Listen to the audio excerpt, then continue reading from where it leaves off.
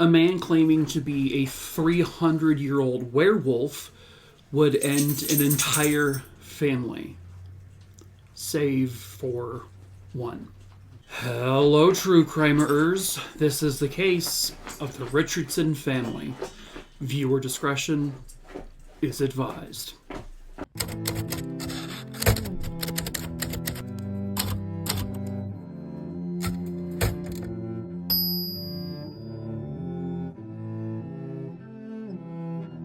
Before we get into today's story, please make sure you like and subscribe, of course. Also, if you would follow my Twitter and Facebook pages, they will be listed below, also in my link tree below for easy clicking. Okay, so the Richardson family lived in Medicine Hat, which is in Alberta, Canada. The family consisted of husband and wife, Mark and Deborah Richardson, and then they had 2 children.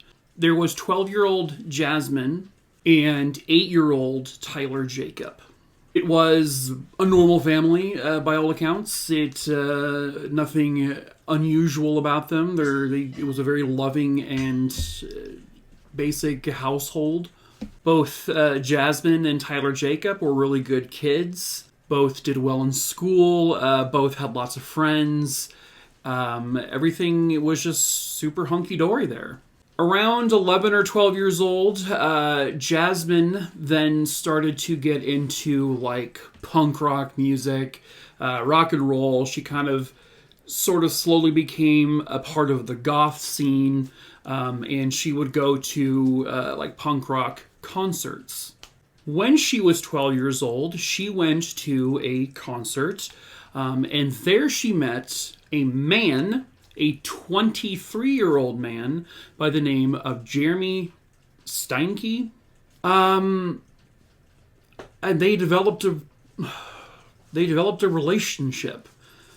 A 12-year-old girl and a 23-year-old man became boyfriend and girlfriend from this concert.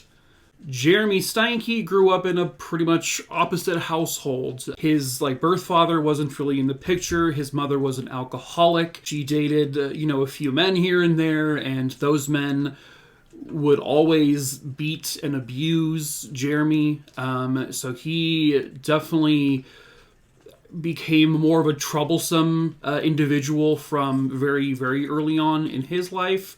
He joined the goth scene, and then he got to a point where he would carry a vial of just blood as a necklace around his neck, and he claimed that he was a 300-year-old werewolf.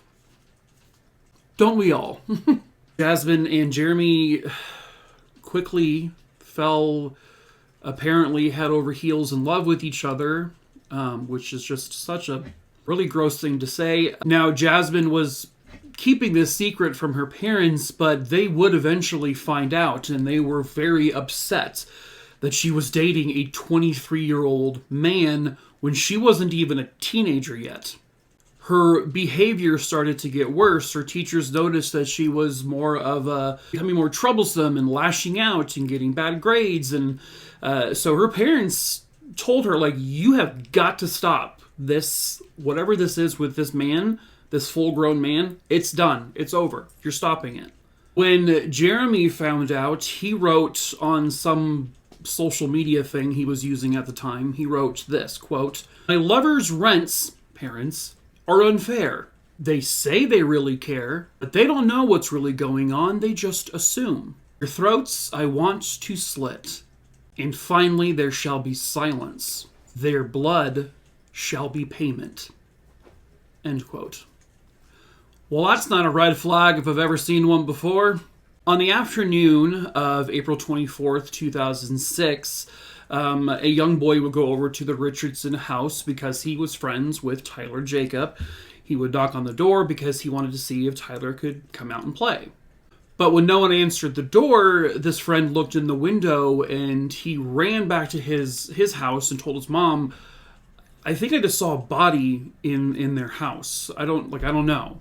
So the mom went over, looked in the window. Sure enough, she saw the same thing, so she immediately called police. When police arrived, Yeah, they found a nightmare.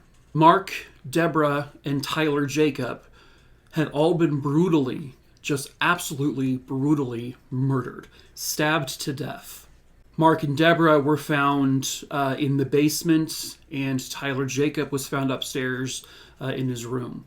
And missing from the house was 12-year-old Jasmine Richardson. So they immediately put out, like, a warning to media, like, we've got to find this girl, we have an Amber Alert, where is she?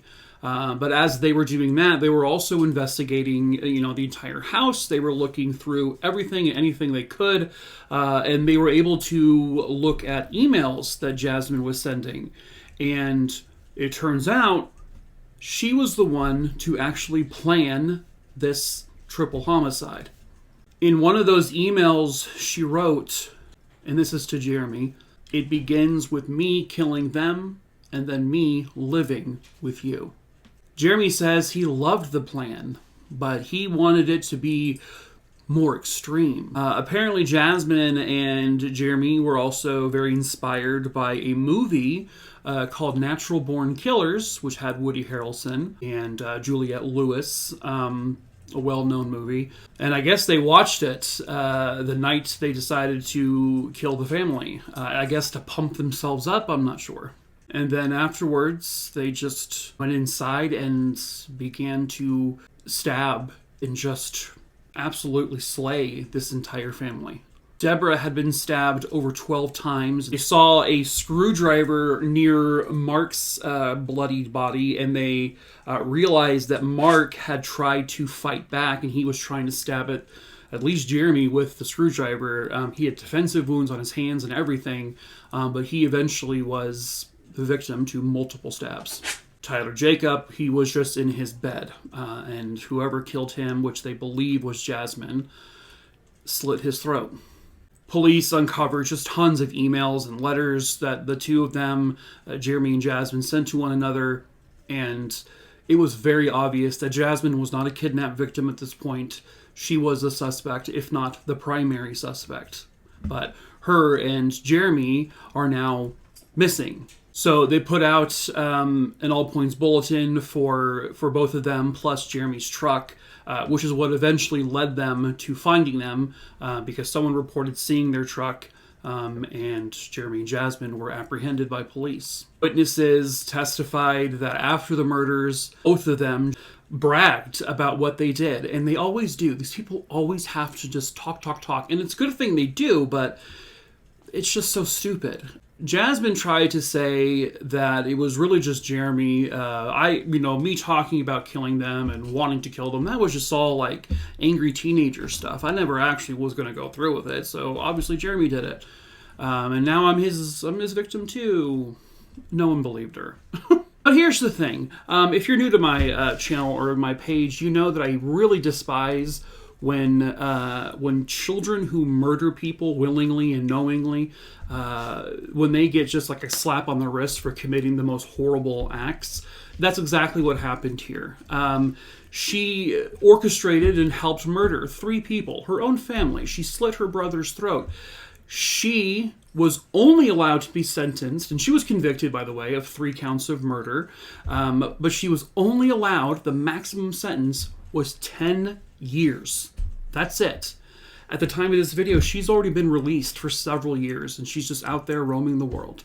Jeremy, he was also convicted of 3 counts of murder, and he was sentenced to 3 life sentences, but he could seek parole after 25 years. He's the adult in this situation, I guess, so he's the one who's going to have to pay for it more than anyone. But yeah, I really despise when a child who knows full well what they're doing, fully aware of right and wrong and the repercussions for murder, for some reason they're just like, oh, you poor thing, we're gonna put you away for a little bit and then we're gonna let you go. Like they're gonna change. But at any rate, that's the end of that case. As usual, please give this video a like and subscribe if you are into true crime. I tell multiple stories a week and I post compilation videos from my TikTok page. So Lots of content over here. And I will see you for the next video. And until then, sayonara, shuckaroonies. Suckaroonies. No.